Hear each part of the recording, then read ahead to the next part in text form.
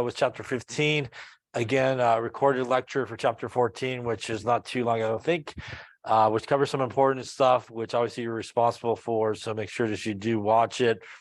We'll cover a couple of things from chapter 14 in here as we're talking through this this chapter here that obviously relates to it, but make sure again that you do watch it if you have not done so already. So chapter 15 is about solutions. So let's talk a little bit about solutions. A lot of important biological and a lot of chemical type reactions take place in an aqueous solution. A reminder, as we might have talked about before, aqueous solutions are the formulas that you get the aqueous symbol next to it. And a reminder that there is again a difference between sort of the aqueous symbol and the liquid symbol, which obviously is the L symbol. The liquid symbol is a pure liquid. So once again, it's usually just one substance by itself. So again, if you had something like water, that would be classified as a pure liquid. An aqueous solution is really, as it mentions there, it really is a solution, which is really made by really mixing two things together. And if we took something like water that is a liquid, and we add some sodium chloride solid to it. When we do that, the sodium chloride solid will dissolve in the water, and we will end up with a sodium chloride solution that will get the aqueous symbol. So a solution is definitely kind of two things together. It's really a mixture. It's a homogeneous mixture, which means everything mixes, everything dissolves in each other, everything looks the same throughout. And a solution is really made up of two different things. So the smaller part of the solution is what's known as the solute. So that's usually the stuff, if it is a solid, that's being dissolved in the larger part of the solution, which is known as solvent. So both of those things together make up a solution. So these two things, you need both of them there to actually make up a solution that gets the aqueous symbol. In my above example here, the solute would be the sodium chloride. The solvent will be water in this case. So that is the two parts of a solution. I will say probably a lot of the times, if you're dealing with some type of ionic compound, an ionic type solution, water is a very, very common solvent that's used. It's not used in 100% of the time, but it is used in a lot of times. Because as we know, water is not too toxic. It is also polar, so it works really well when it's interacting with things like are ionic. The solvent, though, in a solution does not always has to be water. So there can be other things that you would use as a solvent. Just depends on the situation. But a lot of times, if it is ionic, it's probably going to be the solvent that's used, which is water. And really the reason why water a lot of times is used for ionic compounds is water is polar. So water is polar, which means the positive side of water is the hydrogen side. The more negative side of water is the oxygen side. And really what allows something to sort of be soluble in each other and really mix well is the ability of both of those things to basically interact with each other the way they interact with themselves. So most intermolecular forces, which is sort of talked about there in chapter 14, are intermolecular forces are the forces that hold one molecule together with another. And those type of forces is what really allows things to sort of mix really well. So for example, if we something like sodium chloride, when it breaks apart in solution, it will not stay as a unit of sodium chloride, but you really will have really both of the ions that are present. And what happens is because water is polar, the negative side of water, which is the oxygen, is really attracted to the positive ion. So it will go and surround basically the sodium ion. While the positive side of water, which is the hydrogen, will be attracted to the negative ion, and it will go around and basically surround the negatively charged ion. What this does is a couple of things. It obviously allows sodium chloride to dissolve, which means we don't visually see it anymore because there's just so many waters that are basically around it that it is no longer visible to us. It is also keeping those two ions away from each other, because that is a very, very strong attractive force that the two ions have from each other. That is what is known as an intramolecular force, which is the force that holds one molecule basically together with itself. So this is when we dissolve something, it disappears. This is also what we know that, you know, if we, this is a physical type of change when you make a solution, because a solution is a homogeneous mixture. When you make a mixture, it is a physical change because we can evaporate off the water, right? And then the solid would come back, like in some of those earlier experiments you did this semester. You made like a solution, you put it in your evaporating dish, right? And you put it on top of the water and it started evaporating off and you were left with the solid that came back.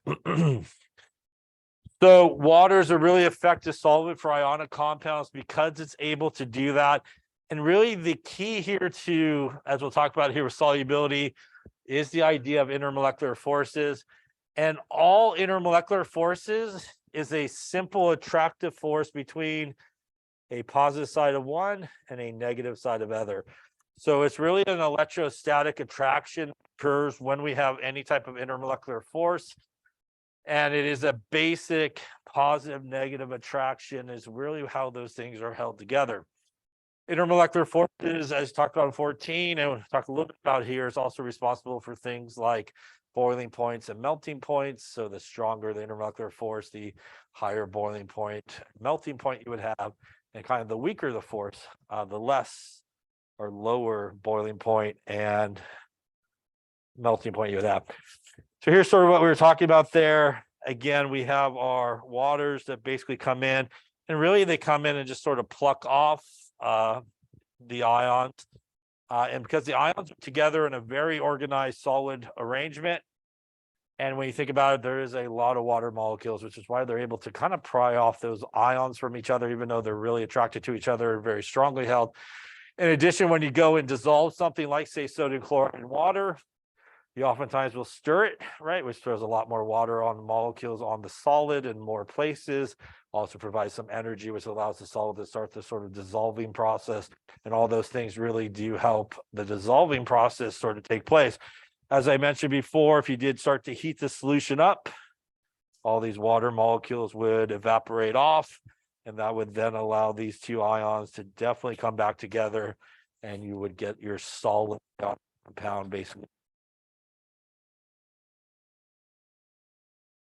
Of that, like I said, this is really what ionic solid looks like. It's an arrangement of a bunch of ions together, and these guys are actually held together by intramolecular forces, really strong forces. But what happens is there's just so many waters, they come in and they basically start plucking off the ions, and basically you get really our guy to start to dissolve in this particular case. Now, there's a couple of different types of bonds that we've talked about before, and obviously an ionic bond, which is between a metal and a non-metal. Those are our guys, as we've talked about, create ions, which are held together by electrostatic attraction. And that's different than in covalent bonding, where we have guys that are sharing electrons, and they're wholly going to be sharing them equally or unequally. These type of interactions here are where sometimes referred to as intramolecular forces. These are the forces that hold one molecule together, or one compound together. So for example, if we take something like just one individual water molecule, we take one individual water molecule, the bond between the oxygen and the hydrogen on each side, which is a covalent bond, that is an intramolecular force. It is the force that holds that single water molecule together without it falling apart, basically. But we take multiple water molecules together, what we get is an attraction between the negative side of one, the positive side of the other, creating what this is referred to in this particular case as hydrogen bonding. And that is an example of an intermolecular force. The force that holds this entire water molecule basically together with the other water molecule that is there. And intramolecular forces are always much intermolecular force. And we know this from just a very simple example I think we might have talked about before, but when you take liquid water and you start heating it, that's enough energy to break the bond between the two water molecules and allow steam to be formed, which is basically water going into the gas. If it was the opposite was true, and this bond here wasn't broken, but when you started heating it, these bonds were broken, you again would create hydrogen gas and oxygen gas when you just boil water, which probably would not be a very good thing. So we know that any intermolecular force is always much stronger than any intramolecular force. And they have a really important effect on a couple of things, like I mentioned, boiling points and melting points. But they also, in sort of relationship to what we're talking about in this chapter, they have a really important effect on solubility and whether things that will mix together or not mix together based on sort of how they try to interact with one another. So ultimately, things are soluble in each other when they are able to interact with other molecules that are using the same type of intermolecular force. Usually things are insoluble when they're using very different intermolecular forces with each other. They really don't interact really well.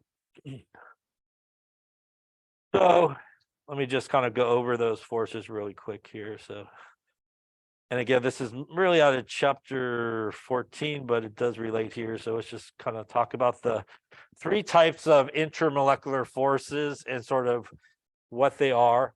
So we have, in terms of intermolecular forces,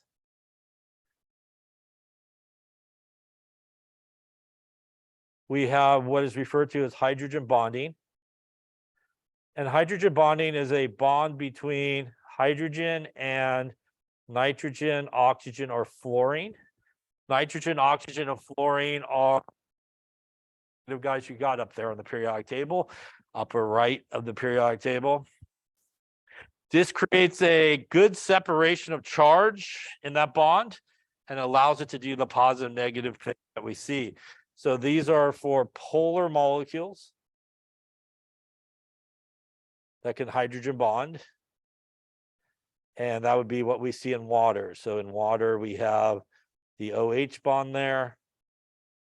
So these guys are able to do hydrogen bonding between those. It's a bond between hydrogen and oxygen.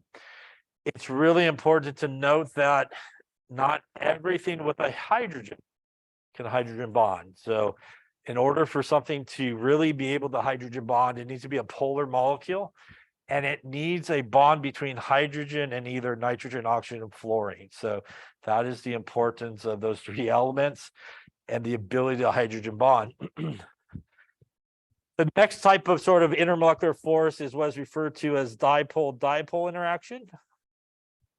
Dipole, you may remember, is when we talk about polar molecules. These are polar molecules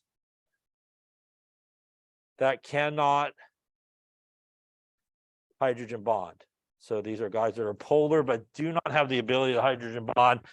For example, I'll just try to make one up here. We'll go with carbon, fluorine, hydrogen, fluorine, and fluorine. Why not? I will draw the dots. So this is going to be a polar molecule, right? It's a symmetrical geometry, but everything on the outside is not the same. Now you may be looking at that and going, it's got a hydrogen in there, so does it have the ability to hydrogen bond? First off, you know it cannot, because that hydrogen is not attached directly to nitrogen, oxygen, or fluorine. Secondly, that hydrogen is attached to a carbon, and the carbon-hydrogen bond, as you might remember, is a non-polar bond. It has a difference in electronegativity of 0.4.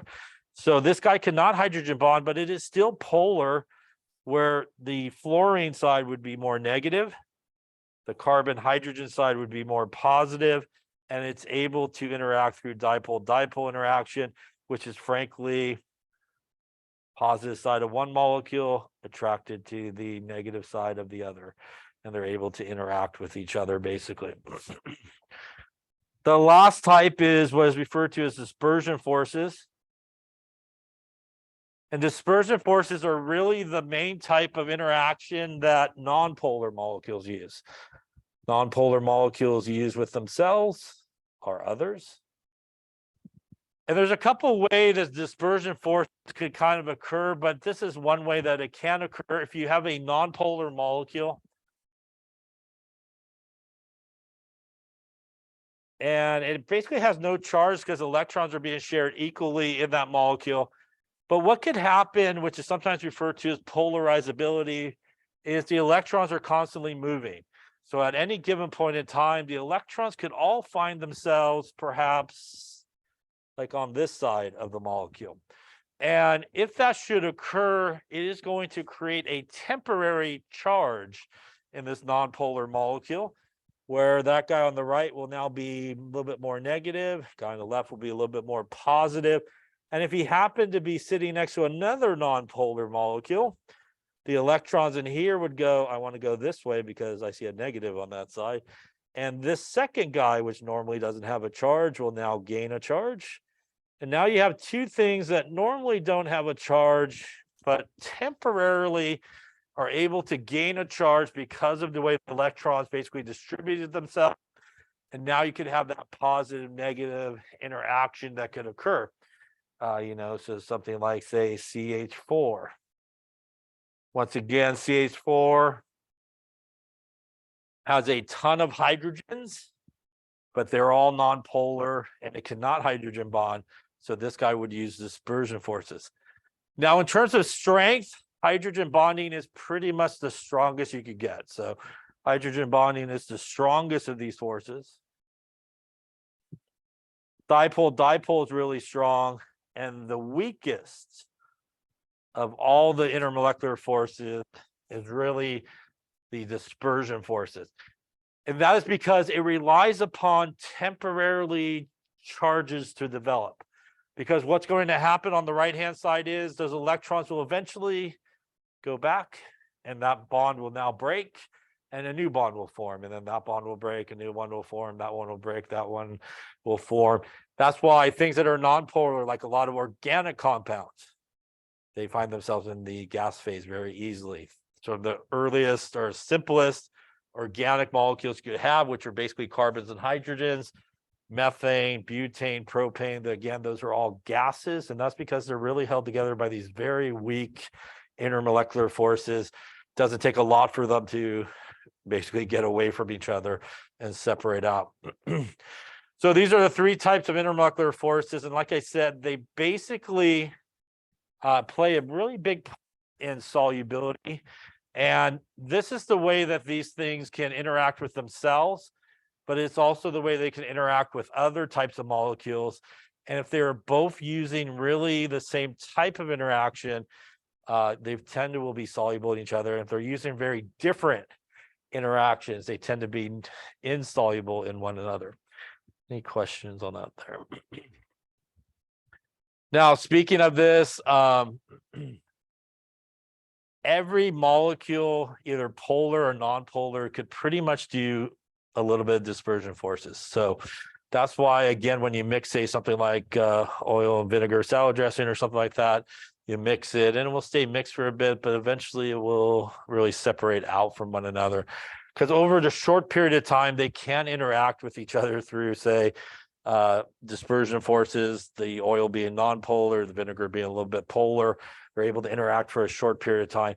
But there's no way to maintain that interaction over a long period of time. They eventually will separate out from each other, which is why when we get oil spills right in the ocean, the oil ends up floating on top, right, of the water, because over a long period of time, they really don't mix, right?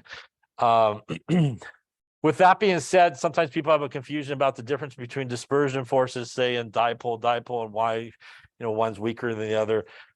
Dispersion, again, is weaker because they really are temporary. They rely upon those electrons moving, and as they move back, they're going to break apart. The difference, though, with dipole is you have a polar molecule, which means no matter what you do that polar molecule, like water, There's always going to be a side that's positive. There's always going to be a side that's negative. It's good to go in terms of its positive, negative sort of side. It will never go away, the positive or negative side of water, because it's a polar molecule. It has that dipole moment. It's fixed and always has the positive, negative side of it. And that's very different than dispersion forces, where they're kind of waiting for some help to gain that charge. And that's why they're much, much weaker than, say, a dipole-dipole interaction. In terms of boiling points and melting points, hydrogen bonding thing would have the highest. Things with dispersion forces would have the lowest. Now, even with dispersion forces, there is a difference in sort of the strength of dispersion forces. Dispersion forces strength increases with molar mass, because with increasing molar mass, you have more atoms. More atoms means there's more electrons, and there's a greater opportunity for those electrons to kind of move around from one side to the next and create these sort of separation of charge to occur. So if you're ever kind of comparing dispersion guy to dispersion guy and need to figure out boiling point or melting point, it does go by molar mass.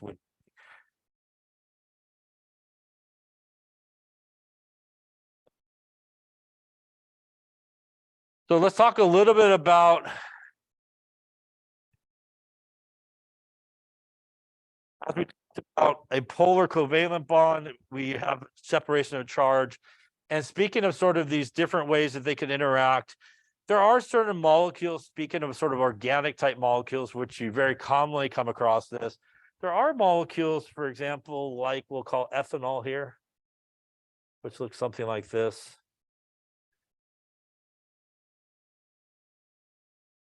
That when you look at this sort of molecule here, it kind of has two parts to it. It has this part over here, which is all carbons and hydrogens, which is going to be nonpolar. But it does have this other part here, which is the OH bond. And that OH bond is definitely going to be polar, where the oxygen would be more negative, hydrogen would be more positive. Can that OH guy there do hydrogen bonding? It can, because that's a hydrogen directly attached to an oxygen.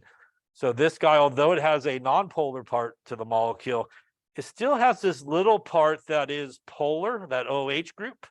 And because of that, it actually can interact well with water. So something like this here, which is water, also has the negative and positive. So the negative of 1 to the water there, they're able to do some hydrogen bonding.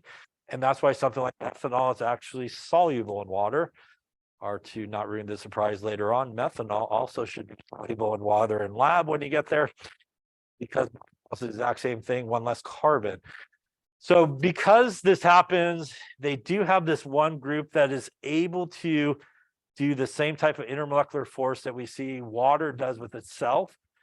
It makes it relatively soluble.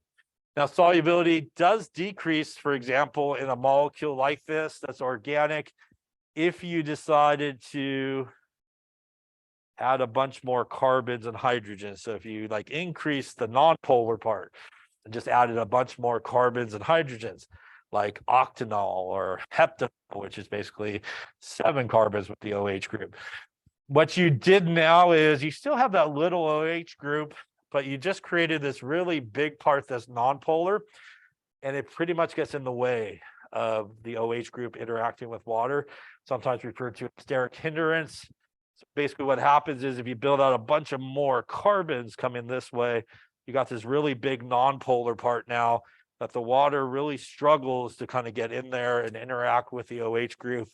And solubility pretty much drops down to nothing at that point. So these are alcohols in organic chemistry. And when you get about 6 or more carbons attached to that OH group, solubility pretty much is down to like nothing.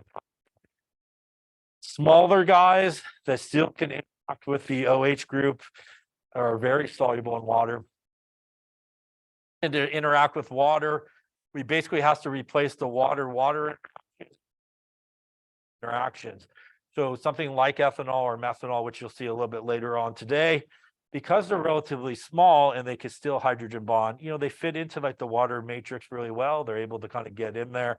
But once you start building out a lot of non-polarness, like something like I just described there with like heptanol or octanol with a bunch of carbons, or even just but long carbons and nothing else.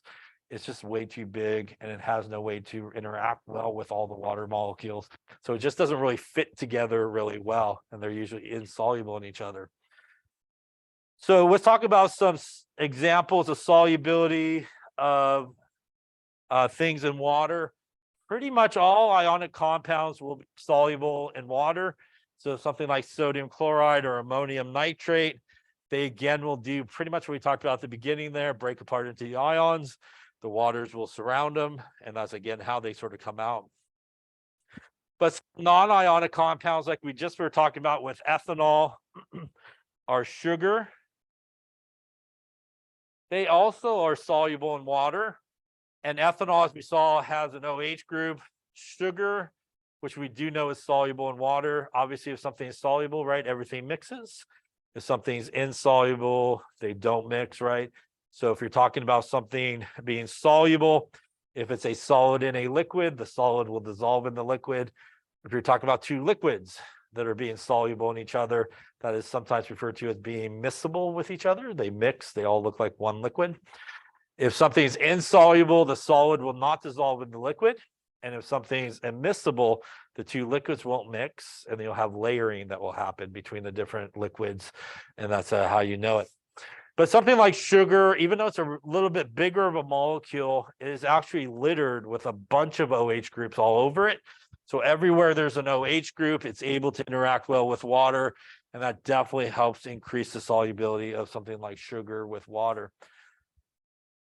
So here's an example of actually what you'll do later in lab. That is methanol right there. And again, it is the OH group there, the negative and the positive, and the negative and the positive on the water, able to hydrogen bond with each other, and it makes it really, really soluble in each other. Here's our ethanol doing the same thing that we drew earlier.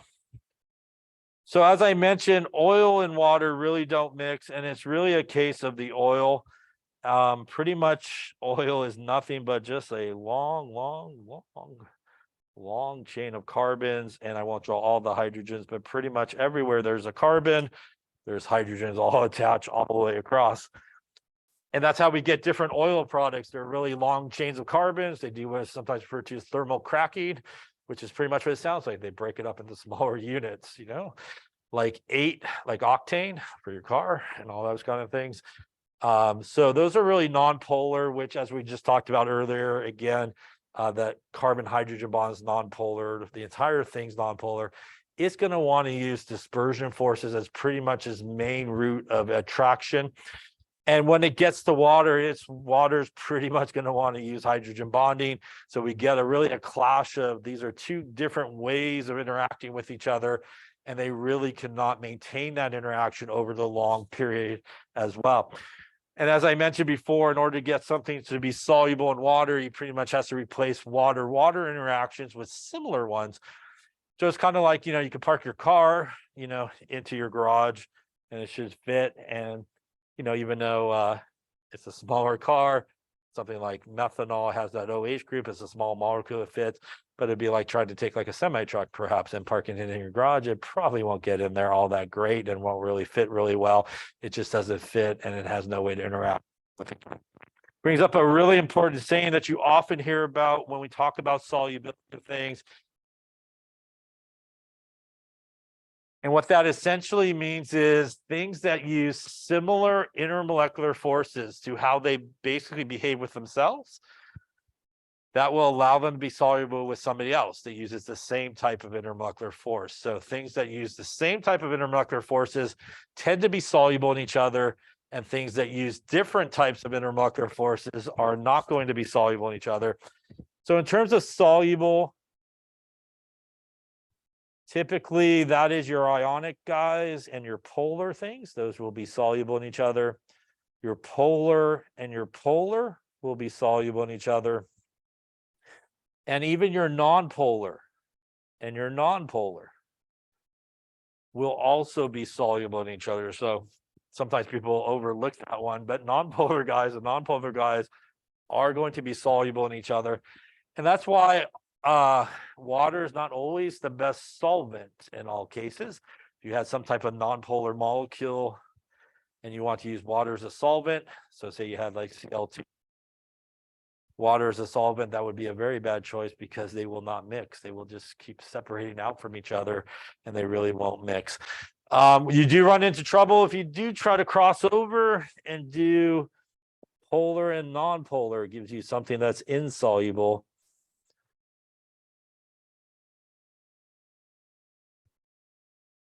And again,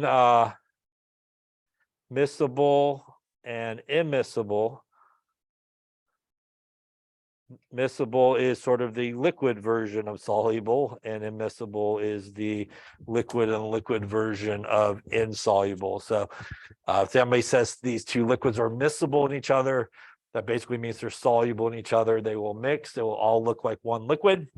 If they say they're immiscible in each other, it means they are insoluble in each other, and you'll get some layering that will occur.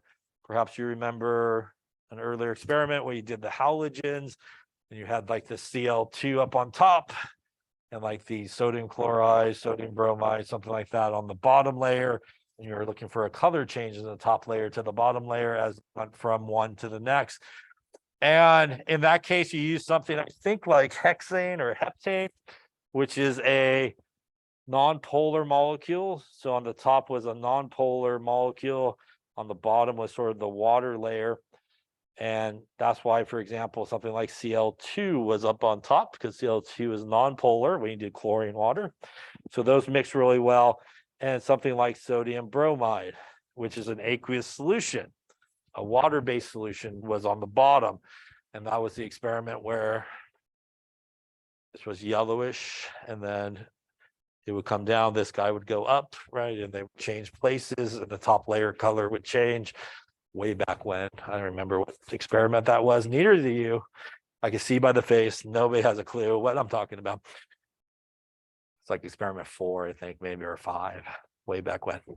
Clearly in the wrong location to do that experiment. I don't know why they do so early.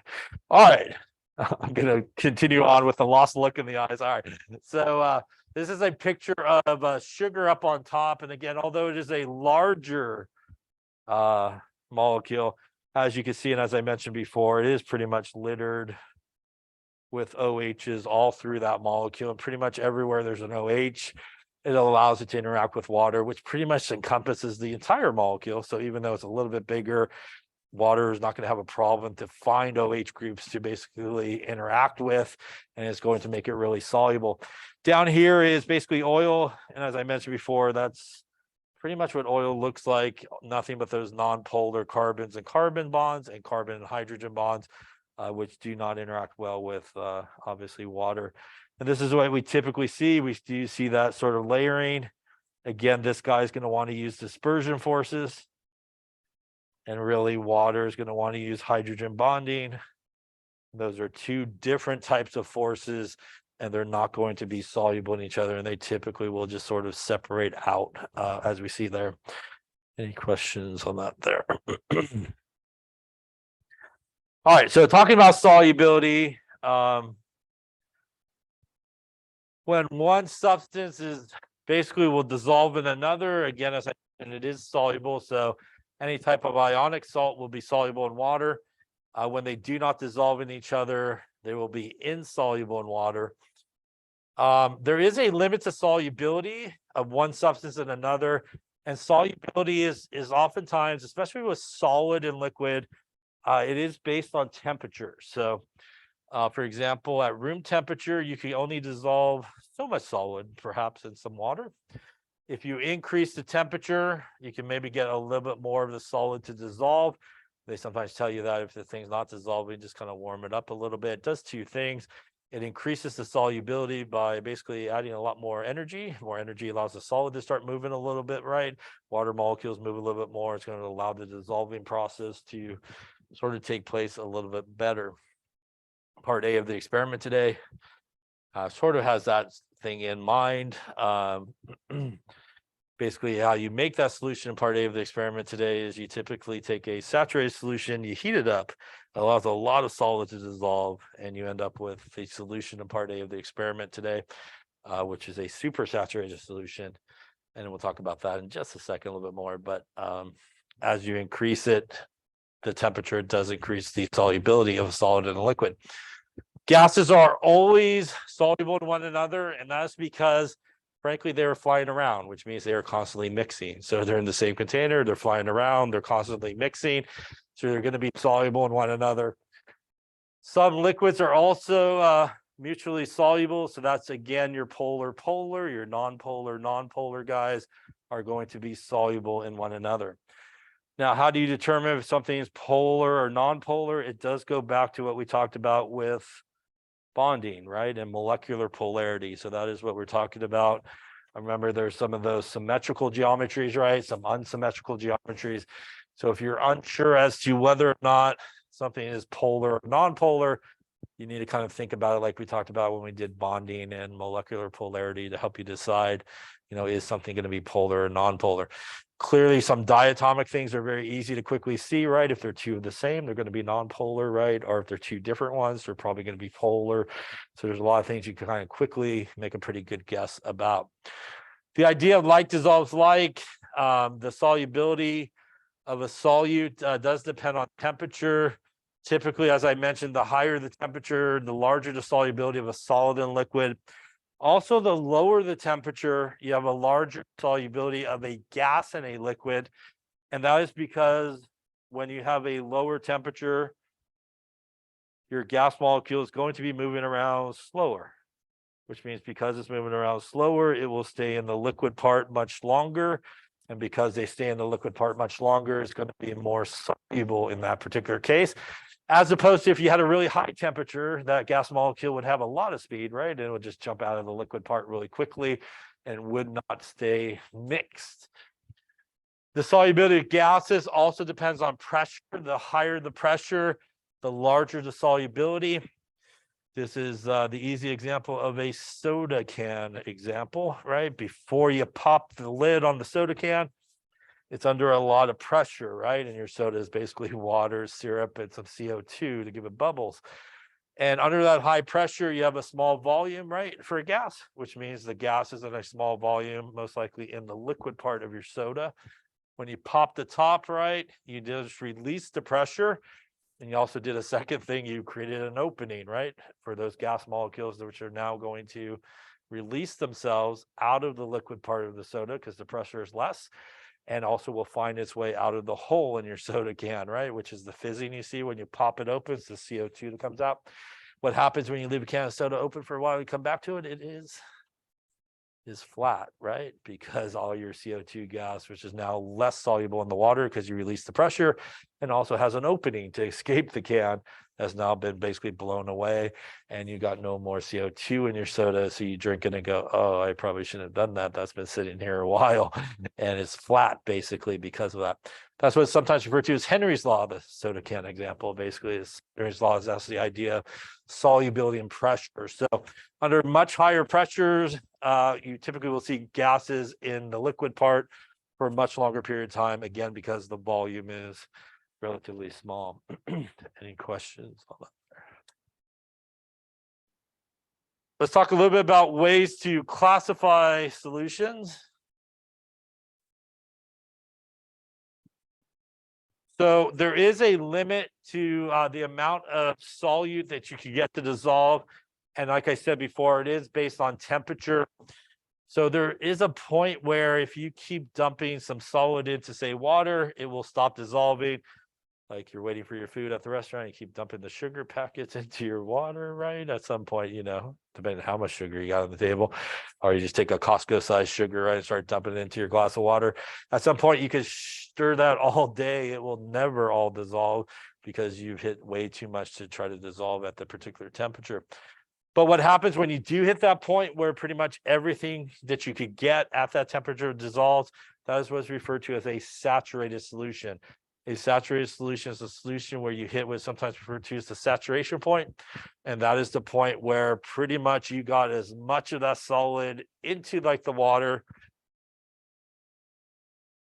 Once you hit a saturated solution, if you continue to dump more solid in, no more is going to dissolve, basically. It just kind of pile up there on the bottom and you'll just have solid pile it up there on the bottom.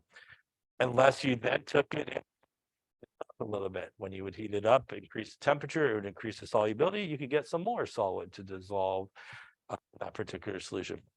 What happens when you don't reach that point yet? So before you hit the saturated point, you have what is referred to as an unsaturated solution. And that's the solution, frankly, where you could put more solid in and you can continue to dissolve solid until you hit the saturated point. So you can continue to dissolve the solid, you hit the saturated point, and at that point, once again, no more will dissolve.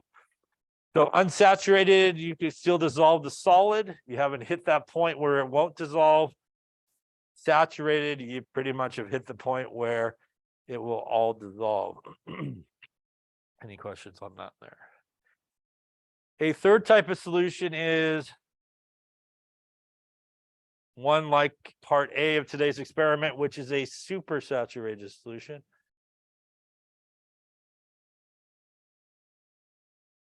And basically, one way you could make a supersaturated solution is to make a saturated solution and then heat it up a little bit. And as you heat it up, as we've been talking about, that's going to increase the solubility of the solid. And what you'll be able to do is actually get more solid to dissolve. Excuse me.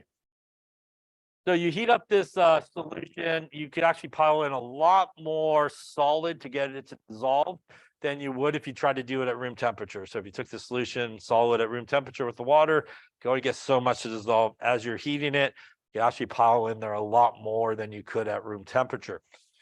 So what you do is after you heat it and you get all that to dissolve, you're sitting with a solution that you typically let cool down.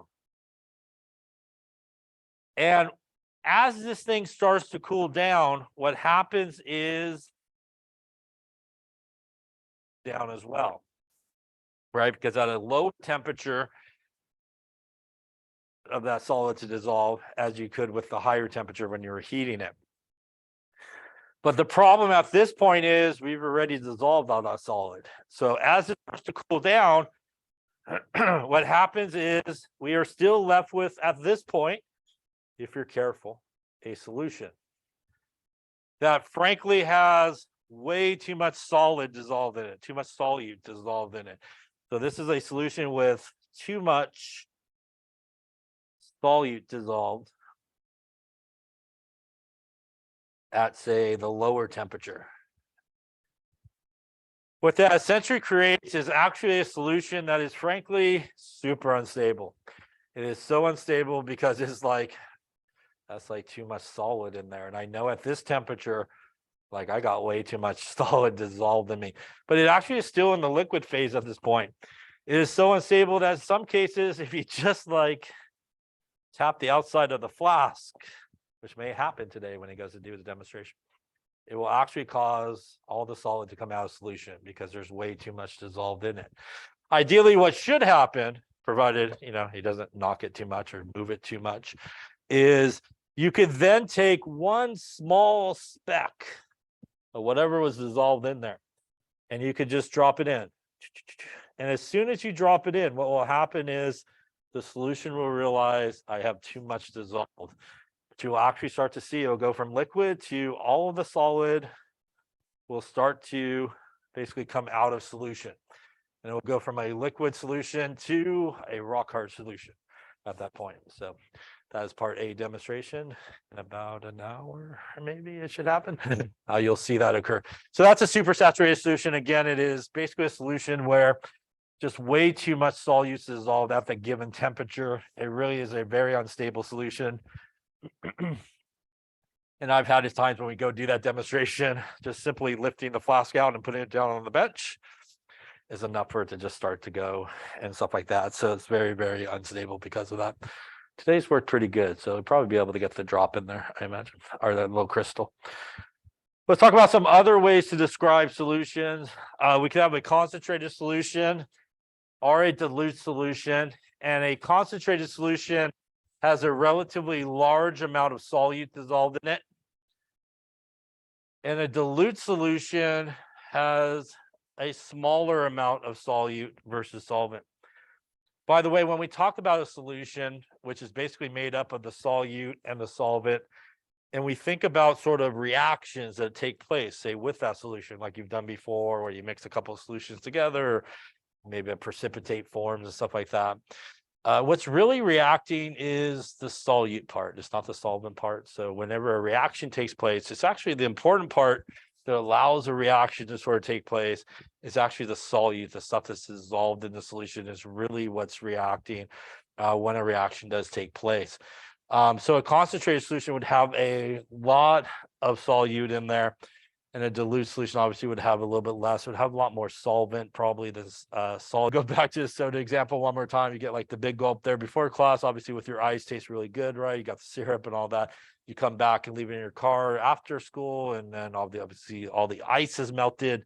You take a drink. I know you'd and then regret it perhaps one more time for doing that. It doesn't taste the same, right? Because all the water up from the ice down your syrup and all your other stuff that's in your soda. In addition, wow.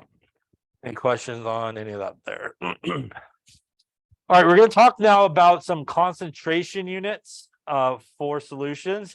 And this is type of concentration unit, which is mass percent, or sometimes referred to as mass to mass percent. So this is sometimes referred to as mass to mass percent. And it's sometimes referred to as percent m/m, or mass to mass percent. To calculate the mass to mass percent, you take the mass of the solute divided by the mass of the solution times 100%. Especially with this calculation here, it is the bottom part that's really important, because the mass of the solution is two things. It is the solute and also the solvent. So you want to make sure that you add those values together. The reason for that is very, very common in these problems, especially mass percent. They will give you those numbers separate from each other. So they'll give you the mass of the solute separate from the mass of the solvent. And it's a very common mistake that people make, which is they just grab the solvent and go, okay, that's my solution. So you definitely want to make sure that you get the actual mass of the solution when you're doing this calculation. Again, because they're very commonly sort of separated out. So if I had a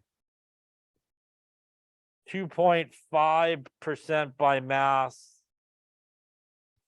say sodium chloride solution, we can, if we wanted to, sort of convert this into some conversion factors. If we want to do some calculations using dimensional analysis, whenever we have a percentage, we could assume 100.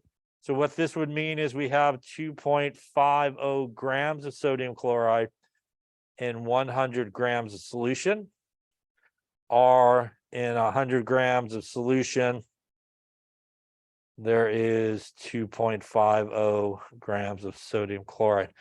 So these are two sort of conversion factors that you could get from sort of the percentage that you could help you in a calculation.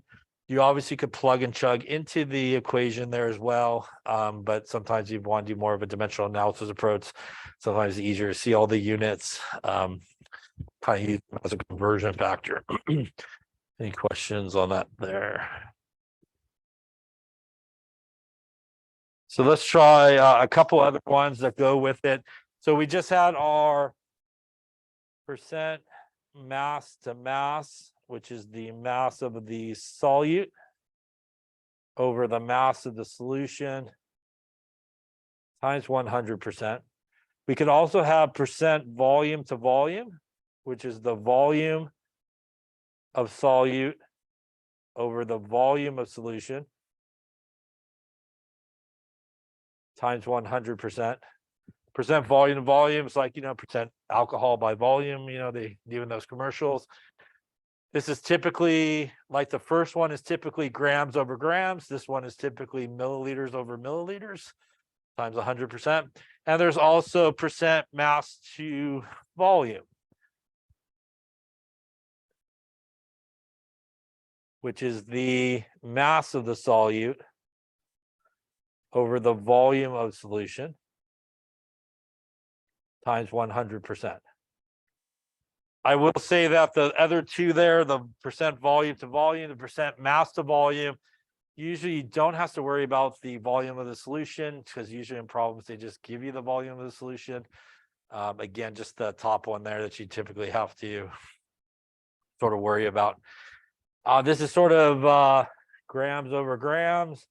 This is usually like milliliters over milliliters, and this is kind of like density, grams over milliliters is sort of that guy in this particular case. So if we used our example, like we saw there, 2.50%, if it was percent mass to mass, as we wrote before, 2.5 grams of sodium chloride, we use sodium chloride, over 100 grams of solution, or 100 grams of solution over 2.50 grams of sodium chloride.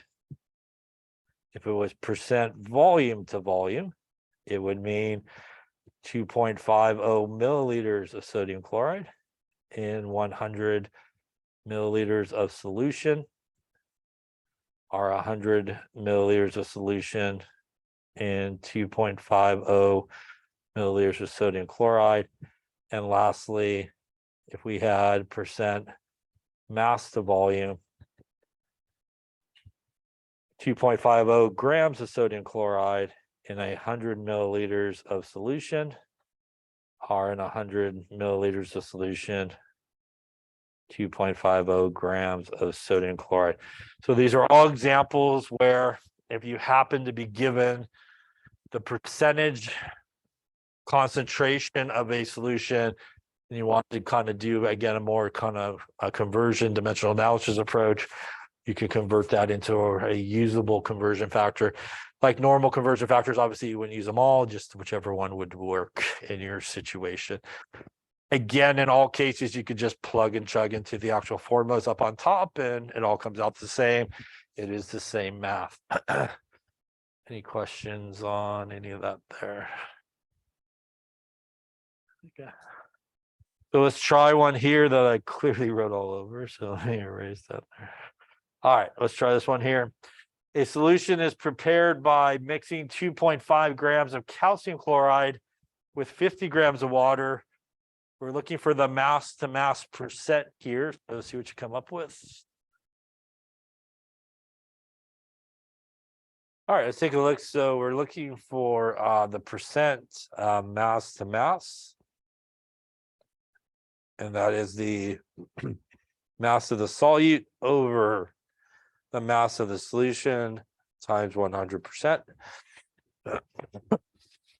In this particular case, we're taking 2.5 grams of calcium chloride, which is much smaller than 50.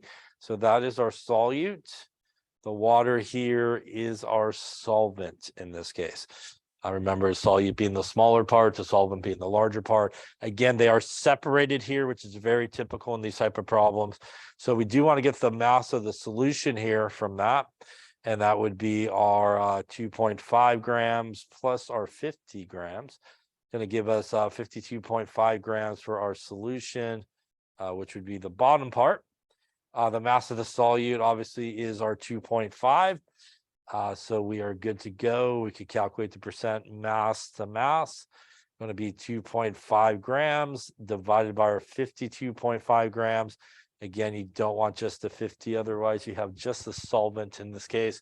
And that's going to give us, it looks like 4.76% by mass, excuse me, of whatever this is, calcium chloride here. Any questions on that calculation there? Okay. Let's try another one here. Concentrated hydrochloric acid contains 37.2.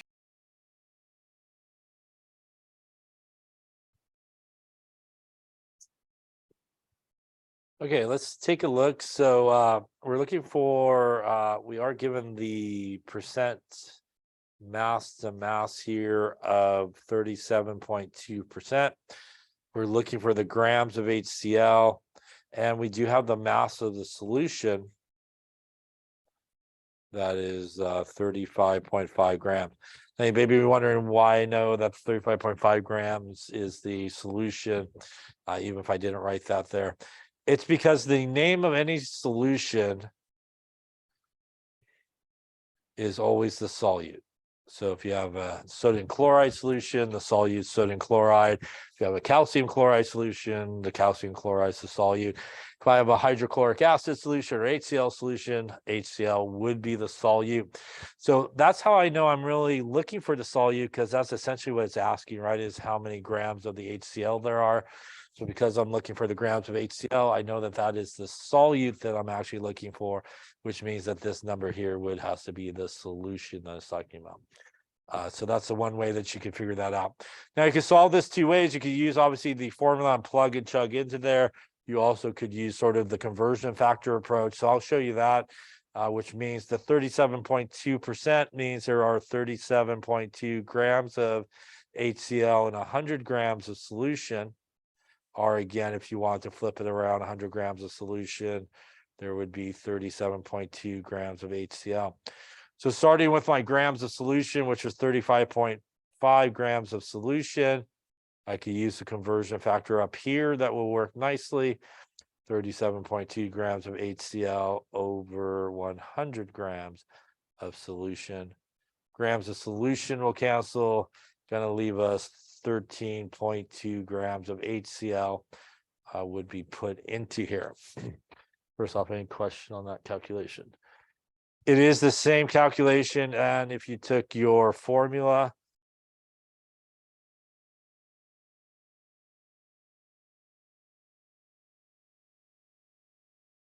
and put your numbers in, you would have 37.2% here. You would be looking for the mass of the solute still. This would be 35.5 grams, and you would times it by 100%. So you basically multiply the 35.5 to the other side and divide by the 100, which is essentially what we did up there, and you'll end up with the same answer. So you could plug and chug into the formula and you'll get the same answer, or you could do it more of a dimensional analysis approach. Any questions on that one there? Now, while the percent concentrations are used occasionally, really the majority of the time when you're dealing with concentration, probably the major and most common unit is molarity. And molarity is abbreviated with a big M, and it does equal moles per liter. And more specifically, it is the moles of the solute over liters of solution. You should think of molarity like a formula, because frankly, you oftentimes will need to calculate all three of these things: the molarity, the moles, the liters. So kind of like the density formula, if you wanted something to rearrange like liters, it would be moles divided by the molarity. Or if you wanted moles, which is a very common one, like you're going to do later on today, you will want liters times molarity will get you to moles. So these are three ways that you can use this. And believe it or not, all three of them are used very, very commonly in chemistry to solve it. When you do have a solution that is, say, 4.5 molar sodium chloride, it is highly recommended that you get rid of the big M when you're doing a calculation and do it more of a dimensional analysis approach, because when people leave the big M, they forget all about what it actually means. And most of the time people look at the big M and go moles. And it's just the moles, and it's not the moles, it is the molarity. The molarity actually has two units. And you could say that the number always stays with the moles, and it's always 1 liter. So that 4.5 big M is really 4.50 moles over 1 liter of sodium chloride. And I would highly recommend that you'd use that way in your calculations, because you could see the liters part and you can see the moles part, and hopefully see that they are two different things. Most of the time people have no clue. First off, they have no clue that there's actually volume in that molarity, that there's liters or something like that. Secondly, a lot of times people have no clue of like where it is. And what I mean by that is, like, should they be multiplying? Should they be dividing? Not really sure kind of what to do with it. So it's really good idea to get rid of it. Also, you should always, if you're using liters or volume and molarity, always have the volume in liters, because once again, liters times moles per liter, which is molarity. The liters cancel and it gives you moles, which is usually what you're looking for. If you take milliliters and you times it by molarity, you do not get moles, by the way. You get what are known as millimoles, which means you're like off by a factor of 1,000, probably from what you really want. And that's because actually molarity can be millimoles over milliliters, because the two millis cancel each other out and you end up with moles per liter. So it's the same thing in terms of molarity. But if you do multiply milliliters times molarity, which is okay in certain cases, you don't get moles, but you do get millimoles. So my guess is in most cases, you're looking for moles. So always be on the safe side. Make sure the volume is always in liters, and you'll never be wrong, probably in most cases. So always make sure that volume's in liters. There is one formula that we will see that you can sort of just use. You could just use milliliters, but we'll talk about, but be safe, always use liters with molarity. That's definitely always how that's worked. As I mentioned before, what it means when we do have a solution that is, say, 1 molar, that is 1 mole of sodium ions and also chloride ions. How molarity works in terms of ions, because sometimes you may be interested in maybe not the whole thing, but the actual individual ions. When we have something like sodium chloride, it breaks apart into a sodium ion and a chloride ion, which means if the whole entire thing is 1 molar, and by the way, in solution, this is actually what you have floating around. It's actually the ions, right? They don't stay together. It's a strong electrolyte. It is a 1-to-1 relationship between these, which means the molarity of the sodium ions would be 1 times 1 molar, which would be 1 molar. It is a 1-to-1 relationship between the whole thing and the chloride, which means the concentration of this guy would also be 1 molar in terms of the chloride that's flowing around. Now, let's say we had like 1 molar calcium chloride. When it breaks apart, we get a calcium ion, and we get 2 chloride ions that are floating around basically in the solution. Now, if we were interested in a concentration of the calcium, it would be a 1-to-1 relationship, which means 1 times 1 molar is 1. But now when we look at the chloride, it is a 1-to-2 relationship, which means how that affects molarity is you times it by 2. And this would be 2 molar. So in a 1 molar calcium chloride solution, the concentration of the chloride is actually 2 molars, twice as concentrated. It's not additive, obviously. Concentration 1 and 2 doesn't equal 1, but it's proportional wise. You get basically twice as much chlorine for every calcium that goes for a swim, so it's twice the concentration.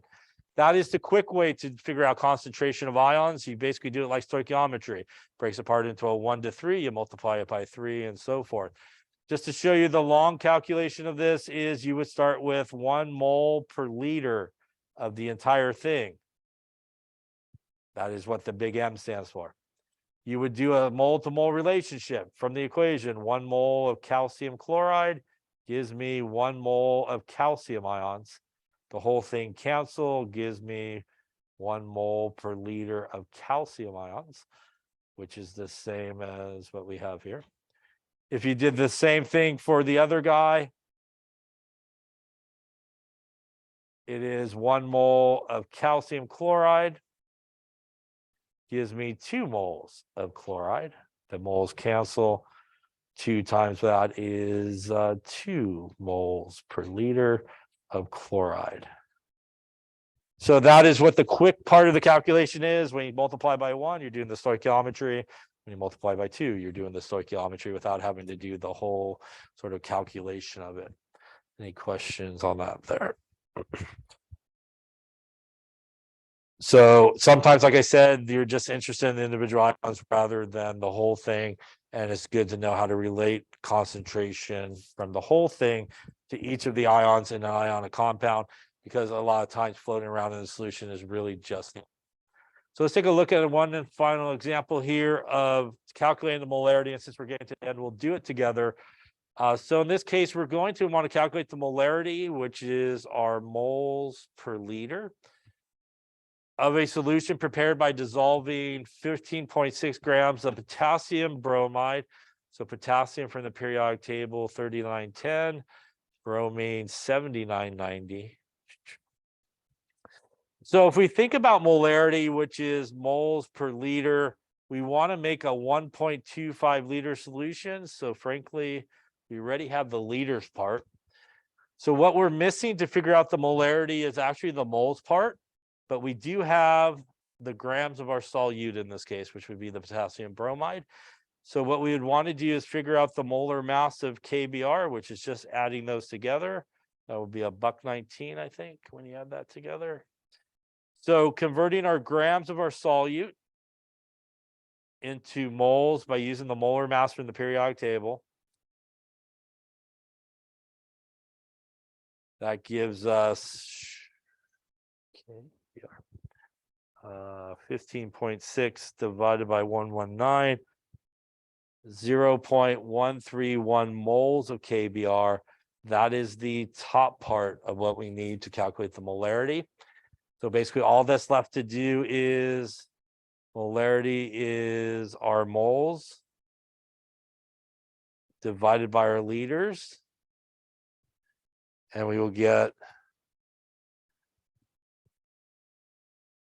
0.105 moles per liter of KBr. Or you could write 0.105 big M KBr. So this is a very common procedure that you need to do, which is convert grams to moles. The other common thing is milliliters to liters. So 1,000 milliliters to liters to get into liters. And like what you'll do for lab today is you will solve for moles. And then by using the volume and the molarity, so you want to make sure you convert that volume into liters, times it by the molarity, get you moles. Using the molar mass will get you 2 grams. Any questions on any of that stuff there? All right, we'll lay it up there for today.